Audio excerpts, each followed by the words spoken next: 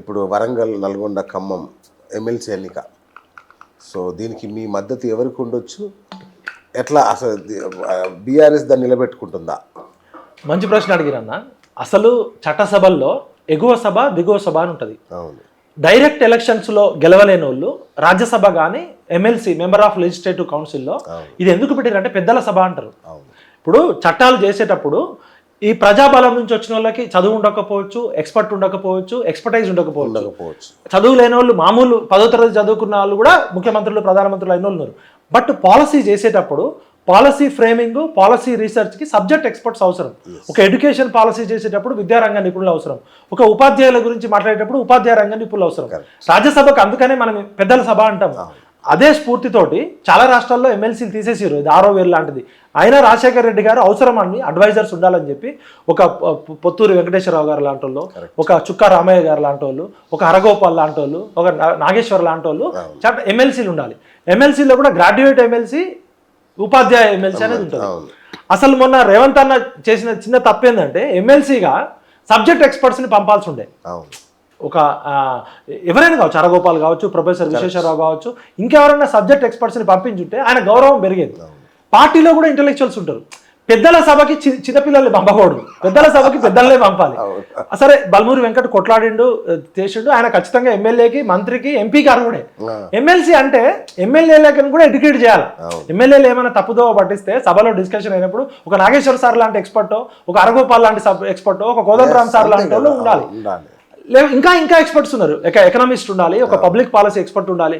అట్లాంటిది నువ్వు అది చేసినావు అంటే మీ ఎమ్మెల్సీ అనేది ఎట్లయిపోయిందంటే ఏ పదవి లేకపోతే ఎమ్మెల్సీ ఇస్తా. ఇప్పుడు మీరు ఎవరైనా పార్టీలోకి రావాలనుకో మీకు ఎమ్మెల్యే, ఎంపీ ఇవ్వకపోయినా అంటే ఎమ్మెల్సీ పదవి ఇజ్జత్ మీరే తీస్తున్నారు. ప్రతి ఒక్కరు రాజకీయ నాయకులు రావడానికి మీకు ఎమ్మెల్యే ఇవ్వకపోతే ఎమ్మెల్సీ ఇస్తా అంటే ఎమ్మెల్సీ అంటే అంత చీపా? రాజ్యాంగంలో ఎమ్మెల్సీ అంటే అది 6వ వేలు లాంటిదా? అది అన్నిటికన్నా ఇంపార్టెంట్ అన్న. ముఖ్యమంత్రికి కూడా తెలియని వాళ్ళకి ఒక నాగేశ్వర్ సార్ లాంటి వాడు గైడ్ చేస్తాడు, ఒక హరగోపాల్ లాంటి వాళ్ళు గైడ్ చేస్తారు. అట్లాంటి ఎక్స్పర్ట్స్ ఉండాలి కదా తెలంగాణ. ఇప్పుడు ఏమైందంటే అంతకుముందు గ్రాడ్యుయేట్ ఎలక్షన్స్లో ఒక దిలీప్ కుమార్ ఉన్నాడు. ఆయన ఇండియన్ ఫారెస్ట్ సర్వీస్కి చెందిన ఒక ఐఎఫ్ఎస్ ఆఫీసరు, తెలంగాణ ఉద్యమం కుటుంబం నుంచి వచ్చినోడు, చదువుకున్నాడు, హోంమంత్రి దగ్గర అడ్వైజర్గా పనిచేసిండు, మంత్రి పనిచేసిండు. ఆయన గ్రాడ్యుయేట్ ఎలక్షన్స్లో పోటీ చేసిండు, ఆయన పాలసీ ఉంది. ఒక నాగేశ్వర్ సార్ లాంటి వాళ్ళు, లేకపోతే ఒక పివి నరసింహారావు గారి కూతురు, ఆమె ఒక విద్యావేత్త. ఇట్లాంటి వాళ్ళని పంపకుండా ఇప్పుడు ఏమైందంటే సోషల్ మీడియాలో చూస్తుంటే నాకు బాధ అనిపిస్తుంది. పెద్దల సభకు ఈ చిల్లరగాళ్ళ అన్నట్టు, అంటే ఓటేస్తారా చచ్చిపోమంటారా అంటాడు. అట్లా కాదు, మీరు వ్యక్తుల గురించి మాట్లాడే పెద్దల సభకు పెద్దలు పోవాలి కదా. పెద్దల సభకు ఈ చిల్లరగాళ్ళని పంపుతుండేందని సోషల్ మీడియాలో చూస్తే ఎవరి చిల్లరగాళ్ళని వాళ్ళ ట్రాక్ రికార్డు చూస్తే ఒకళ్ళేమో అసలు తెలంగాణ సమాజంతో సంబంధం ఉండదు, ఉద్యమంతో సంబంధం ఉండదు, ఏ ప్రజా సంఘాల్లో పనిచేయరు. కేసీఆర్ తెలంగాణ భాషతో జనాలని ఎంటర్టైన్మెంట్ చేయడానికి 1 లక్షల మంది ప్రజలు ఉన్నప్పుడు ఆ యాస భాష మీద పట్టుతోటి ఒక నెరేటివ్ బిల్డ్ చేసేటోడు. తెలంగాణ ఉద్యమంలో మమ్మల్ని అందరినీ ఉరు తొలగించిండు, జైలుకు పంపించిండు. సేమ్ తెలంగాణ యాస భాషతో కేసీఆర్ని ఎట్లా తిట్టాలని చెప్పి కొంతమంది ఆర్టిస్టులు, వాళ్ళు బేసికల్గా జూనియర్ ఆర్టిస్టులు, వాళ్ళు కొన్ని సినిమాల్లో కూడా నటించారు. వాళ్ళు గతంలో రైల్వే స్టేషన్లో ప్లాట్ఫామ్లో ఛాయ్ అమ్ముకున్న వాళ్ళు కూడా ఉన్నారు. ఎవరు ఎక్కడికైనా ఎదగడం హ్యాట్స్ ఆఫ్. ఈ ఆర్టిస్టులు కొంతమంది ఏం చేశారంటే జర్నలిజం ముసుగులో ఒక టీవీ కొనుక్కోవడము, సేమ్ కేసీఆర్ ఎట్లయితే తిట్టిండో అట్లనే కేసీఆర్ని తిట్టాల. ఎంటర్టైన్మెంట్ అయిపోయింది. ఆ ఎంటర్టైన్మెంట్ జనం కూడా ఎంజాయ్ చేశారు. ఒక దశలో ఈ జూనియర్ ఆర్టిస్టులు ఎంటర్టైన్మెంట్లే కేసీఆర్కి పోటీగా విప్లవకారులా కనబడ్డారు. ఇప్పుడు పొద్దున్న లేస్తే రోజు కేసీఆర్ చేసే దాంతో వాళ్ళు కూడా ఏమనుకుంటే మేమే నిజమైన ఉద్యమకారులు అనుకున్నారు. ఉద్యమం అంటే కోల్పోవడం, ఉద్యమం అంటే నష్టపోవడం, ఉద్యమం అంటే ప్రాణాలకు సైతం ఇవ్వడం. వీళ్ళు ఉద్యమకారులు ఎట్లయితారన్నా? ఉద్యమంలో ఉండరు. మీరు చాయ్ పైసలు ఇవ్వమని, అంగిలాగు సిద్ధాంతం అని చెప్పి ప్రజల దగ్గర భిక్షం తీసుకున్న వాళ్ళు ఇలా కోటిన్నర మీరు రిటర్న్ ఇస్తున్నారు. ఇప్పుడు చాయ్ పైసలకి డబ్బులు అడుక్కున్న ఈ కొంతమంది యాక్టివిస్టుల పేరుతో ముసుగులో ఉన్న ఆర్టిస్టులు ఇలా ప్రజలకి రిటర్న్, ఇప్పుడు నువ్వు 1 కోటిన్నర డొనేషన్ చేస్తున్నావు అంటే నీ దగ్గర కనీసం 100 కోట్ల ఆస్తి ఉండాలి, అవునా కాదు? ఇప్పుడు పొద్దున్న లేస్తే నేను 3 కార్లు ఫార్చునర్ కార్లలో, ఓలో కార్లలో తిరుగుతున్నా. నా ఒక్కొక్క కార్ పెట్రోల్ ఖర్చు 10,000 నుంచి 20,000 ఉంటుంది. నేను 3 జిల్లాలు క్యాంపెయిన్కి పోతున్నా అంటే రోజు ₹1,00,000 ఖర్చు ఉంటుంది. సెకండ్, నాతో పాటు తిరిగిన వాళ్ళకి హోటల్ అకామిడేషన్, ఫుడ్, రాత్రిపూట అదైతే అది. అంటే ఒక్క రోజు ఖర్చు. ఇవాళ 3 జిల్లాలు ఎమ్మెల్సీ క్యాంపెయిన్ చేయాలంటే చాలా కాస్ట్లీ ఎలక్షన్. చాలా మంది నన్ను పోటీ చేయమన్నారు, పృథ్వీ పోటీ చేయమంటే మా దగ్గర డబ్బులు లేవురా నాయన. ఇప్పుడు ఎమ్మెల్యేగా పోటీ చేయాలంటే ఒక నియోజకవర్గం. అట్లాంటిది 3 జిల్లాలలో దాదాపు ఖమ్మంలో 10, నల్గొండలో 12, వరంగల్లో 12, 34 నియోజకవర్గాలు తిరగాలి. ఒక్కొక్క దగ్గర మీటింగ్ పెట్టాలంటే 1 నుంచి 5 లక్షలు ఖర్చు అవుతాయి. Plus transport, logistics, social media campaign, paid ఆర్టిస్టులు, ఇవన్నీ కోట్ల రూపాయల ఖర్చు. దుఃఖం లేనోడు బర్రెని కొనుక్కున్నట్టు మనకెందుకు? చాలా మంది అడిగారు, అన్న మీరు తెలంగాణ బిడ్డలు బాగా మాట్లాడతారు, పృథ్వన్న బాగా మాట్లాడతారు అంటే, అరే నాయన మేము ఎమ్మెల్సీలు ఎంపీలు కావడం కోసం కాదు, ప్రజలను చైతన్యవంతం చేయడంలో మా లిమిటేషన్.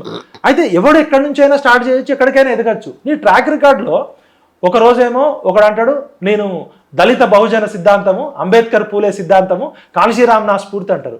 మా ఫ్రెండ్ విశారదన్ మహారాజ్ గారు మా యూనివర్సిటీలో చాలా మందిని ఎడ్యుకేట్ చేసేటోడు. ఈ లాంగ్వేజ్ అంతా సొంత కవిత్వం కాదు, విశారదన్ మహారాజ్ దగ్గర నేర్చుకున్న విడికిడి కవిత్వం. ఇక మొత్తం ఒకవైపు గౌతమ్ బుద్ధుడు, ఒకవైపు అంబేద్కర్, ఒకవైపు కాళీశ్రీరామ్ బొమ్మ పెట్టుకొని కొన్ని రోజులు పైసలు ఇవ్వండి, చాయ్ పైసలు ఇవ్వండి అడుక్కుని వచ్చినాయి. తప్పులేదు.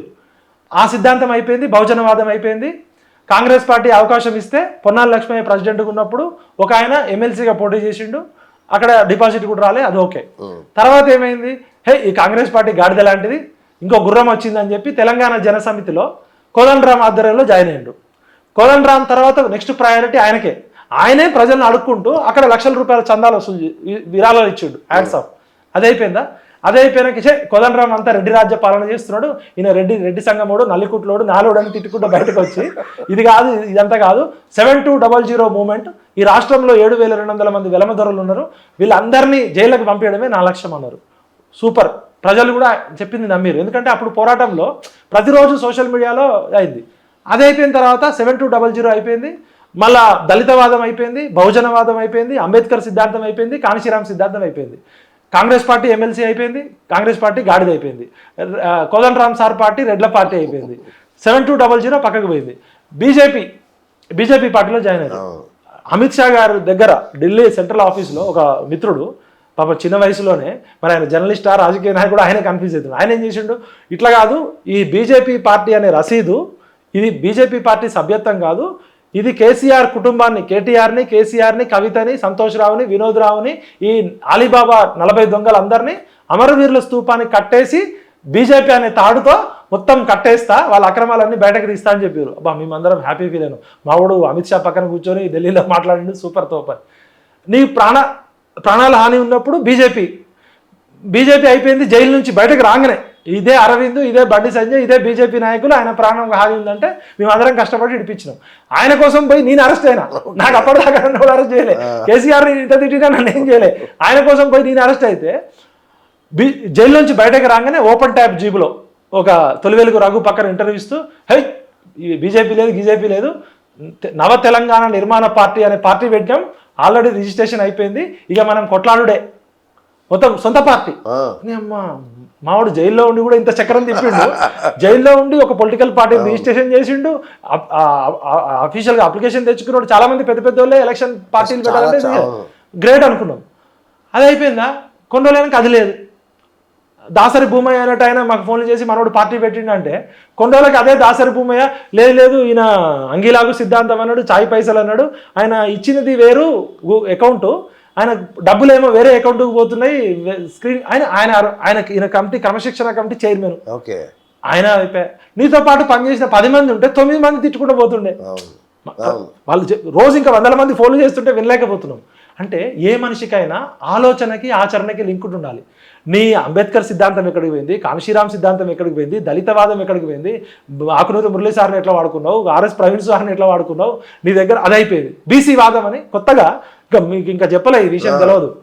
ఒకరోజు ఏమైంది, సతీష్ కమాల్ అన్న నేను అప్పుడే నేను పూణే నుంచి పని మీద వస్తే ఇట్లా బీసీ జర్నలిస్టుల మీటింగ్ ఉంది, మన తీర్మార్ మల్లన్న పిలిచిండంటే మేము పోయినాం. తాజ్ కృష్ణ హోటల్ బీసీల మీటింగు, తాజ్ కృష్ణ హోటల్. 2 రోజుల క్రితమే CWC central working committee India మొత్తం కాంగ్రెస్ పార్టీ అదే హాల్లో లక్షల రూపాయలు ఖర్చు పెట్టి మీటింగ్ పెట్టింది. భారతదేశం మొత్తానికి సంబంధించిన సిడబ్ల్యూసి మీటింగ్ జరిగింది. ఆ హోటల్లో మా బీసీ ఓడు, మా నాయకుడు తీన్మార్ మల్లన్న ఆధ్వర్యంలో లక్షల రూపాయలు ఖర్చు పెట్టి భారీ హంగామా. మేము పరేషాన్ అయినా, ఏంద్ర మనోడు మా తగ్గేదేలేని అమ్మ, బీసీల ఆత్మగౌరవం తాజకృష్ణ దాకా తీసుకొచ్చిండు. ఏదో మనం సుందరయ్య పార్క్లోనో లేకపోతే సోమాజిగూడ ప్రెస్ క్లబ్లో పెట్టేటోళ్ళం, దానికే ఇబ్బంది పడేటోళ్ళం. మనోడు పర్లేదని మేమంతా హ్యాపీగా ఉంటే అక్కడికి తొలివెలుగు రఘు వచ్చిండు, మన దాసోజు ఆయన ఎవరు సురేష్ వచ్చిండు, బీసీ సంఘం నాయకులు మొత్తం బీసీ జర్నలిస్టులు అంతా వచ్చారు. సతీష్ కమాల్ వచ్చిండు, మన ఈయనెవరు కాళోజీ శ్రీనివాస్ వచ్చిండు. మమ్మల్ని అందరినీ మెంబర్లు అని చెప్పిండు. మేము పోయేసరికి ఇంకా మళ్ళా రాలే.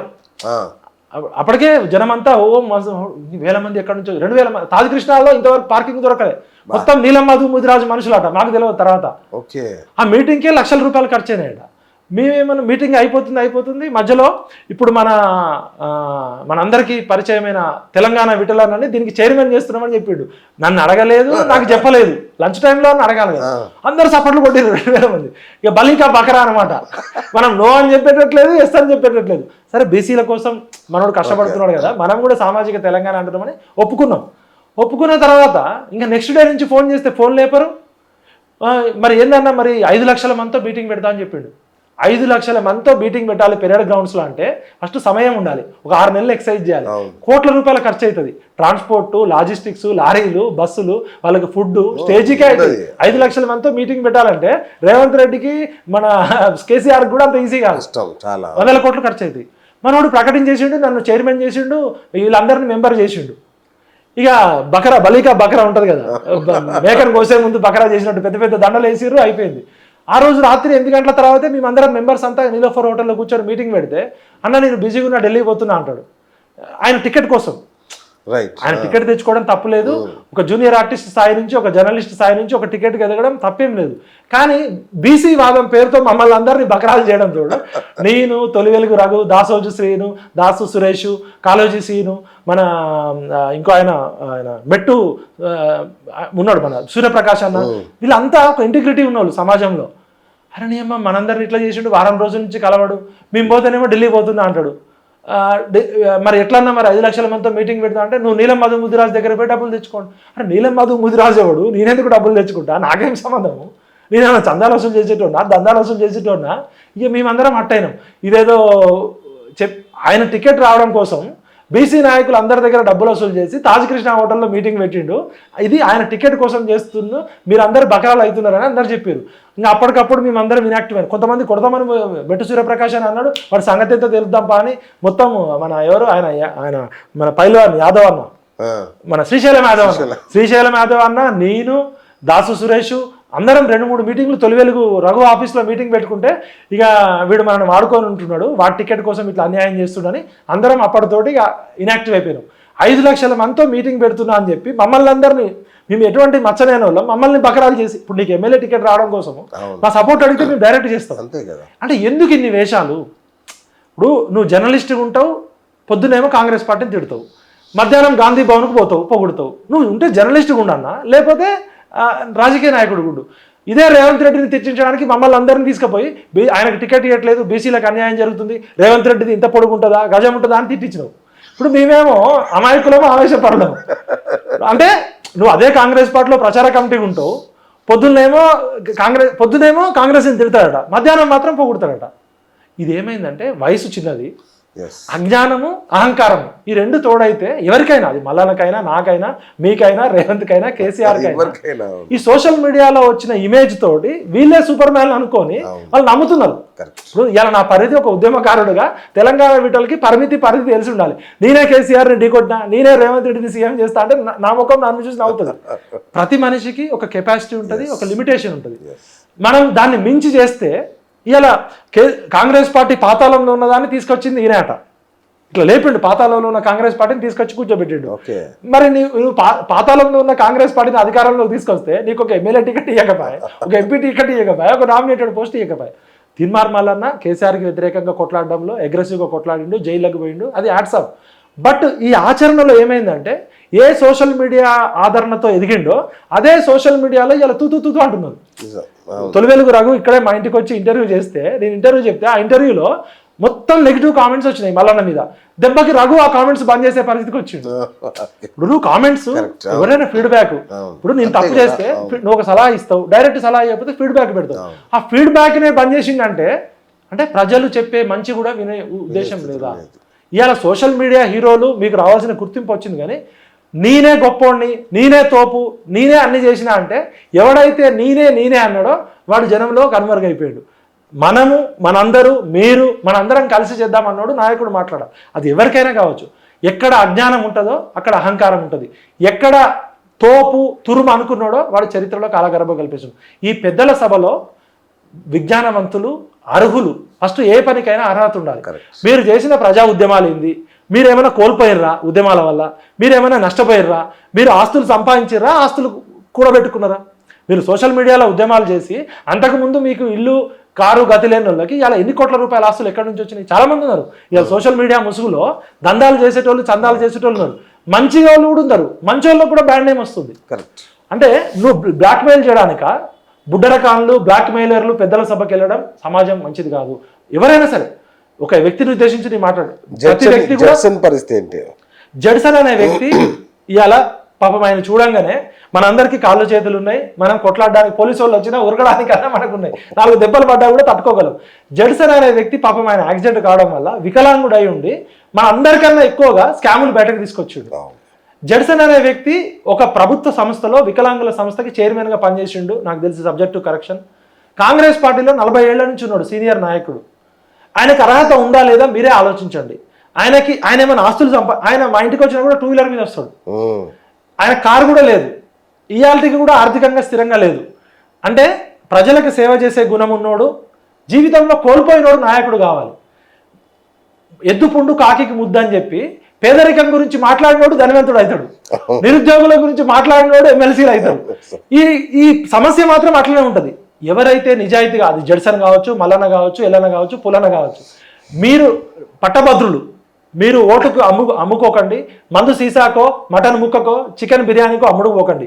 మీరు ఈ 3 జిల్లాలు ఖమ్మం, వరంగల్, నల్లగొండలో ఉన్న పట్టభద్రులు మీ తరపున ప్రజాప్రతినిధి కావాలంటే, కౌన్సిల్లో ఉండాలంటే వాడికి ఉన్న విద్యార్హతలు ఏంటి, వాళ్ళకున్న అనుభవం ఏంటి, వాళ్ళకున్న క్యారెక్టర్ ఏంటి, అన్నిటికన్నా మించి లీడర్కి కావాల్సింది కమిట్మెంట్. కోల్పోయినోడు నాయకుడు కావాలి, త్యాగం చేసినోడు నాయకుడు కావాలి. మీ పేరుతో సంపాదించుకున్న వాళ్ళు, మీ పేరుతో అబద్ధాలు చెప్పి రోజుకో పార్టీని వాడుకొని, ఇలా వాడుకోవడానికి కూడా పార్టీలు లేవు వాళ్ళకి. అన్ని పార్టీలు అయిపోయినాయి. అంబేద్కర్ సిద్ధాంతం అయిపోయింది, దళిత బహుజన సిద్ధాంతం అయిపోయింది, బీసీ వాదం అయిపోయింది, కాంశీరామ్ సిద్ధాంతం అయిపోయింది, ఆకునూరి మురళి అయిపోయిండు, ఆర్ఎస్ ప్రవీణ్ అయిపోయిండు, కాంగ్రెస్ పార్టీ గాడిదైంది, బీజేపీ పార్టీ పుష్పమా ఫైరా మరి ఎన్ని పుష్పమైందా తెలియదు వీళ్ళ చేతుల్లో. ఇవాళ ఆయన బతుకున్నాడు అంటే అరవింద్, బండి సంజయ్ కృతజ్ఞత.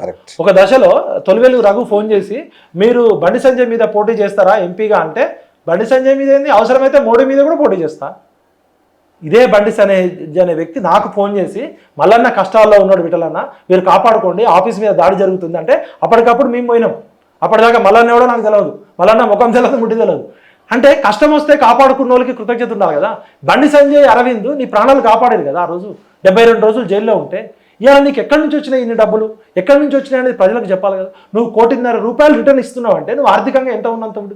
హ్యాట్స్ ఆఫ్, నువ్వు 1.5 కోటి ఇచ్చినందుకు. మరి ప్రజల నుంచి ఎన్ని విరాళాలు సేకరించినావు, ఎంత వచ్చింది, ఎంత ఖర్చు అయింది. ఇన్ని వేషాలు వేస్తే పగటి వేషగాళ్ళు అంటారు, బుడ్డరకాని వేషాలు వేయద్దు. ఇప్పుడు బైరూపుల వాళ్ళు అని అంటారు, ఊర్లలో బైరూపుల వాళ్ళు వస్తారు, సంక్రాంతి పండుగ ఒక వేషం, దసరాకు ఒక వేషం, ఇట్లా వేషాలు వేయకండి. ప్రజల కోసం నిజాయితీగా పనిచేసేటోళ్ళని ప్రజలు గుర్తిస్తారు. మీకు నిజాయితీ ఉంటే ప్రజలే మిమ్మల్ని ఎమ్మెల్సీలు కాదు, మంత్రులు, ముఖ్యమంత్రులు కూడా చేస్తారు. మీరు చెప్పేది ఒకటి చేసేది ఒకటి అయితే అది నేను ఒక మల్లన్న ఉద్దేశం చెప్పట్లే, ఎవరికైనా చెప్తున్నా, నాకు కూడా వర్తిస్తుంది, మీకు కూడా వర్తిస్తుంది. మనం అహంకారంతో, అజ్ఞానంతో నేనే తోపు అనుకొని ప్రజలను పిచ్చోళ్ళని చేయాలి, ప్రజలు ఎర్రి గొర్రెలు, ఏదో సోషల్ మీడియాలో పెట్టేటోళ్ళకి నాలెడ్జ్ ఉండదు, మనం ఏం చేసినా పట్టించుకోవాలనుకుంటే అది తప్పు. పిల్లి కళ్ళు మూసుకొని పాలు తాగితే చూసేటోళ్ళు చూస్తారు. కాబట్టి మంచి పేరు వస్తే మీరు మంచిగా ఎదగాలని కోరుకుంటాం. కానీ ప్రజలని మోసం చేసి కేసీఆర్ని ఎందుకు తిట్టినాం మనం? కేసీఆర్ చెప్పేదానికి ఒకటి ఉంది, చేసేదానికి ఒకటి ఉంది. కేసీఆర్ని ఎందుకైతే తిట్టినామో మనం అదే పని చేస్తే ఒప్పుకోరు కదా జనం. కాబట్టి పెద్దల సభకి పెద్దలను పంపించండి, విజ్ఞానవంతులను పంపించండి, అన్నిటికన్నా మించి గుణవంతులను పంపించండి. ఇప్పుడు నీకు ఎడ్యుకేషన్ లేకపోయినా పర్వాలేదు, నాలెడ్జ్ లేకపోయినా పర్వాలేదు, character important. When you lose character everything is lose అంటారు. కాబట్టి దయచేసి వరంగల్, ఖమ్మం, నల్గొండ జిల్లాల్లో పట్టభద్రులకు రిక్వెస్ట్ చేస్తున్నా, మీరు ఎవరికైనా ఓటేయండి, కానీ మోసగాళ్ళకి, చీటర్లకి, బ్లాక్ మెయిర్లకి, ఈ బైరూపులకి ఓటేయద్దని చెప్తారు.